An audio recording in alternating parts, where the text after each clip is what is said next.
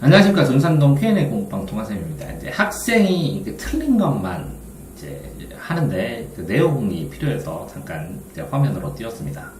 여기서 보면 혼민정음은 우리말의 초성과 중성, 초성, 중성, 종성이 있죠. 음소, 음의 요소가 이렇게 초성, 중성, 종성 이런 것들이 음소 문자라고 하는 거예요.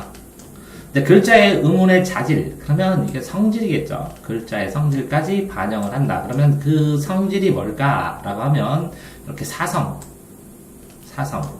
예, 소리, 음의 소리 같은 거, 높낮이 같은 거 이런 것까지 표현해서 자질 문자라고 얘기를 하겠죠. 초성, 중성, 종성을 자질이라고는 안 할 테니까 음소고. 그러면 음소 문자랑 자질 문자가 이렇게 구분돼서 쓰인다만 알고 있으면 됩니다. 자, 그랬을 때, 이 음운이라는 것은 자음과 모음을 합쳐서, 모음과 자음을 합쳐서 음운이라고 그러는데, 모음은 아에이오에서 목구멍에서 나오는 거고, 자연스럽게 나오는 소리가 장의 방해를 받아요.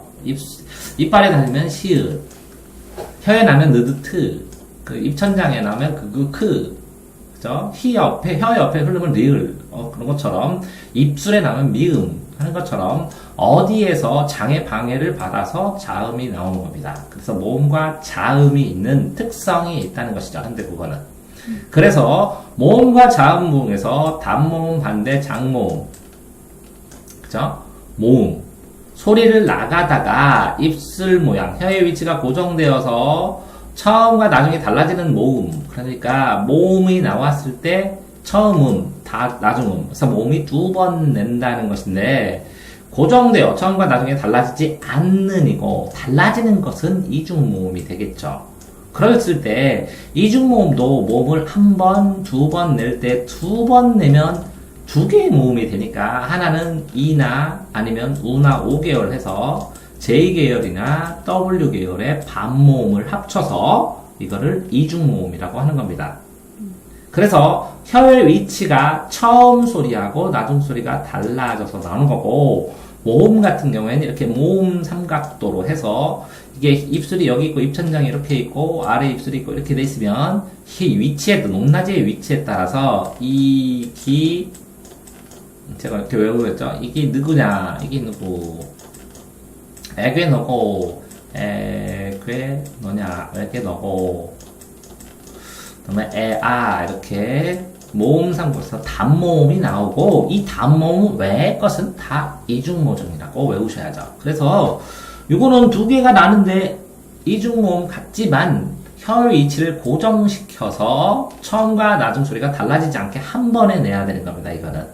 그런데 이거는 고모음, 중모음, 저모음이라고 그러고, 이건 평원, 평수는 원수능 이라고 읽어주는 것이겠죠. 그래서 여기에서 음운적 특징은 자음, 모음과 자음을 얘기하는 겁니다. 됐죠? 자, 다음에 또 질문이 어딨냐. 여기서 보면 통시적 관점이라고 그랬는데, 이거는 항상 알아야 되는 게 이렇게, 이게 동양과 서양을 했을 때는 공간적인 관점이라고 하는 거고, 이건 공시적 관점이라고 합니다. 공통시간이면서 공간적 관점입니다.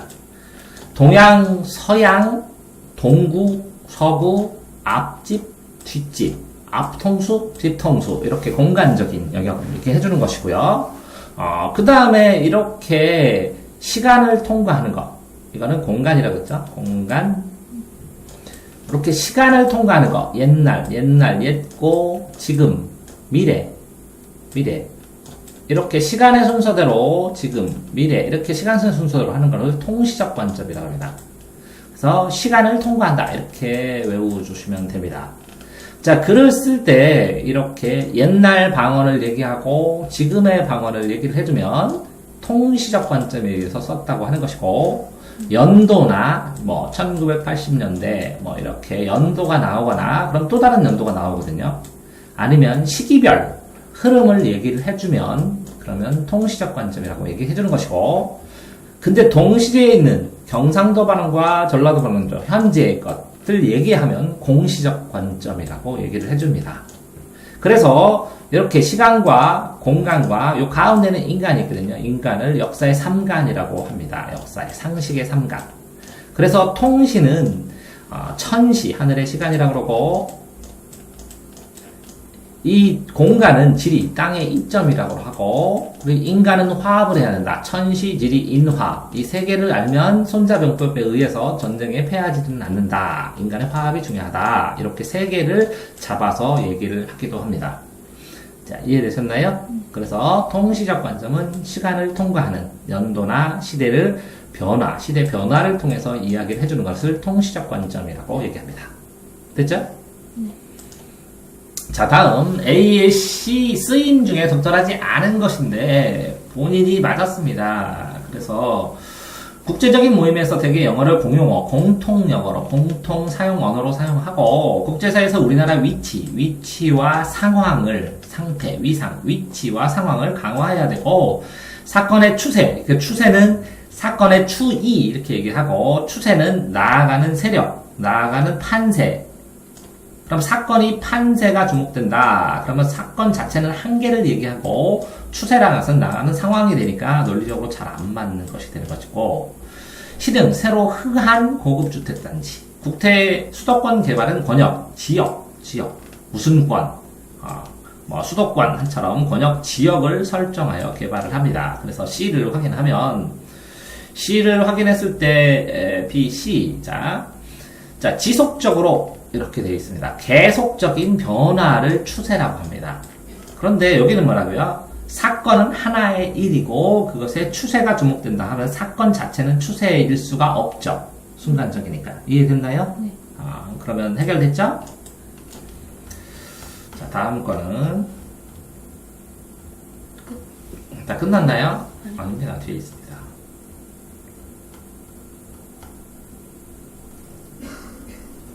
맞은 거는 안 하고 틀린 것만 해줍니다. 자, 운율은 운과 율입니다. 율은 율동, 리듬인 거고 리듬은 반복하는 것입니다. 반복.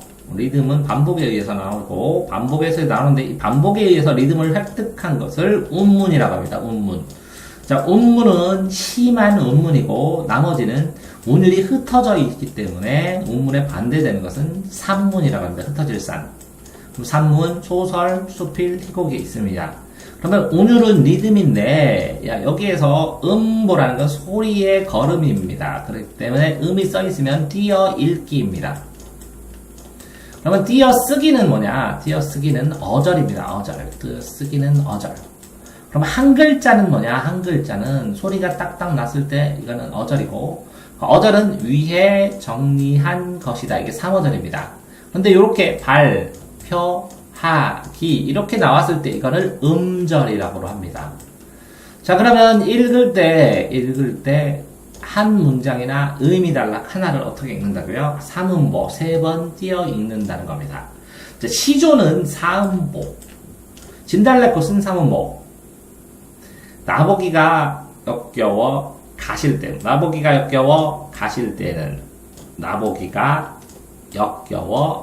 때는 말없이 고이분에 들이오리다. 이렇게 3음보입니다. 시조는 태산이 높다대 하늘 아래 메이로다 이렇게 읽기 때문에 4음보라고 얘기합니다. 운율 됐나요? 자, 다음에 또 질문 한 개. 자, 공통점으로 할 때는 제일 처음에는 제목의 공통점을 보시는 게 제일 좋고요. 제목을 통해서 주제 줄거리를 찾는 게 제일 좋습니다. 줄거리. 그럴 때 여기에서 낙관적에는 낙관점이 희희낙낙 그러면 즐겁다는 거예요. 낙관적 반대는 비관적 슬플 비 즐거울 낙이니까 희노애락 이렇게 했을 때 낙자입니다. 자, 계절의 변화는 계절을 나타내는 단어나 가을이나 뭐 이런 거나 낙엽이나 이렇게 명확하게 드러나야 된다는 것이죠. 그리고 자연에 있는 물건, 소재입니다. 상관없습니다.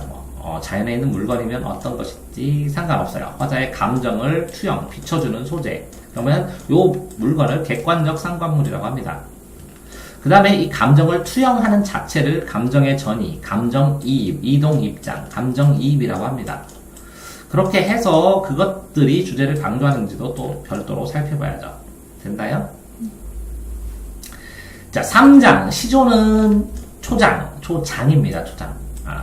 초장 3, 4, 3, 4 이렇게 초장, 또 중장, 종장 이렇게 3, 5, 4, 3 이렇게 되어 있어서 이거를 평시조라고 합니다. 그래서 3장 6구 이게 하나의 구입니다. 3장 6구 전체가 45자라고 그럽니다. 그래서 이걸 평시조라고 그러는데 이 평시조에서 요 초장이나 종장 하나만 무한대로 길어지는 것을 어시조라고 하고 한 개만 길어지면 어시조.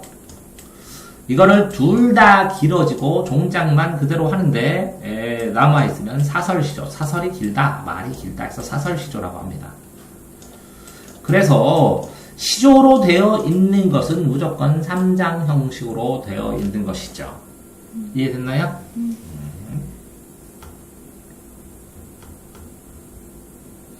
자, 기억의 표현 방식으로 보면 여기서 보면 서방인지 방자가 두고 이렇게 서방, 이서방, 남서방 이렇게 해서 서자를 남자로 해서 바꾼 걸 언어유희라고 합니다. 언어유희고 이거를 펀이라고 합니다. 언어유희, PUN. 펀, 말장난이라고 하는 것이죠. 음율의 반동, 비슷한 소리로. 노세원님인데 노세원님 하는 것도 말장난입니다. 말이 빠져서 말과 이를 바꿔서 이가 빠져서 말이 헛나왔네 이렇게 바꿔놨다는 것이겠죠. 근데 이건 순서를 바꾼 것이고 이거는 비슷한 거를 반복하면서 유사한 걸 한 것이고 요것도 유사한 소리를 한 겁니다. 갈비를 적신, 갈비 한 대 먹고 지고, 그죠? 갈비를 직신. 술 먹고, 술 안을 먹고, 가 쓰고, 간 못 쓰고, 간 못 쓰네. 그러면, 요것도 이제 말장난일 수도 있지만, 이거는 비슷한 의문을 반복해가면서 재미있게 얘기하는 건데, 그러면 기억의 표현만 따로 별도로 찾아야겠죠. 추워라, 문 들어라, 바람 닫아라. 그러면 문 닫아라, 이걸 바꿔놨죠. 똑같은 형태로 되어 있는 걸 표현을 찾으면 됩니다. 이런 걸 보고 발상과 표현이라고 합니다. 발상. 어떤 것을 생각하고 그것을 표현하는데 발상과 표현을 크게 하면 이게 수사법, 비유법, 수사법을 또 하면 비유법, 변화법, 강조법 이걸 수사법이라고 하고 이걸 발상과 표현이라고 하는데 그 전에 시간이 내 뒤통수를 때린다. 시간이 형태가 없는데 무형인데 유형으로 했다. 유형으로 만들었다. 이런 것들에서 유행하기 시작해서 발상과 표현 방식, 수사법, 비유법. 그런데 이렇게 언어유희가 여러 가지가 있으면 그 형태까지 유사한 것을 찾아야 합니다. 그러면 이건 도치법이냐? 도치법은 아니고 언어 도치는 아니고 위치를 바꿨을 뿐이에요. 발성 표현에서 언어 유희 중에서 유희의 방법 중에서 이해됐나요? 이화 춘풍은 춘풍은 봄바람이고 좋은 날이 될 수도 있는 것이고 이화 이도령이죠. 이도령이 꽃을 피는 것이고 그 장원급제하면 모자에다가 여기다가 이화를 꼽아주니까 장원급제하는 꿈도 됩니다. 여러 가지 꿈이 되겠죠. 된다요? 작가이들을 직접적으로 서술했다. 그러면 직접적으로 참가해서 말하고 그러면서 교훈을 얘기를 해주면 서술을 해서 직접적으로 의도를 나는 이런 생각으로 했다라는 게 써있으면 이게 뭐 편집자적 논평 이렇게 얘기할 때 쓰이는 단어입니다. 직접적, 간접적. 간접적으로, 유해적으로 반대는 간접적으로, 우회적으로 돌려서 말하기 이렇게 되어 있는데 기본적 이론을 해서는 간접적으로 말하기, 직접적으로 말하기 했을 때 간접적으로 말했을 때는 대화와 행동만 보고 내가 판단해야 됩니다. 그래서 대화와 행동을 보여준다. 그래서 쇼잉이라고 합니다. 쇼잉, 보여주기. 근데 이거는 직접적으로 내가 말해야 되니까 텔링이라고 그러고 편집자적 논평이라고 하고 압축 요약해서 내가 직접적으로 심리를 얘기를 해준다. 이렇게 생각하시면 됩니다. 됐어요? 자, 그 다음에 비위, 양반의 비위를 맞춘다. 그러니까 비장과 위장인데 양반의 기분에 맞춰준다. 이렇게 해주면 됩니다. 기분에 맞춰서 맞춰가며 사욕을 채우고 있다. 그러니까 말뚝이가 일반적인 평민인데 양반에게 알았어요 해주면서 자기 입속을 챙긴다. 이렇게 해주시면 될 거고 취바리는 여기에 나와 있는 그 말뚝이 말고 나오는 평민, 노력하여 부를 축적한 계층, 그죠? 성실히 성실히를 죽었다는 거죠.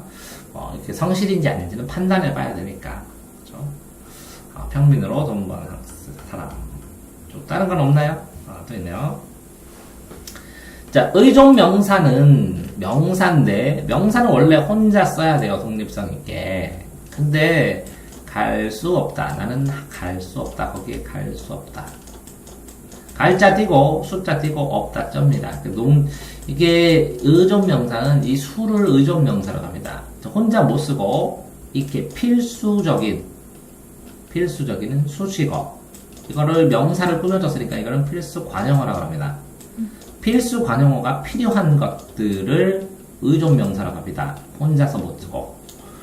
필수 관용사가 필요하다는 거죠. 그래서 명사의 기능을 해요. 이게 왜 명사냐? 갈 수 없다. 갈 방법이 없다. 이렇게 생각하면 방법이란 단어가 되죠. 방법.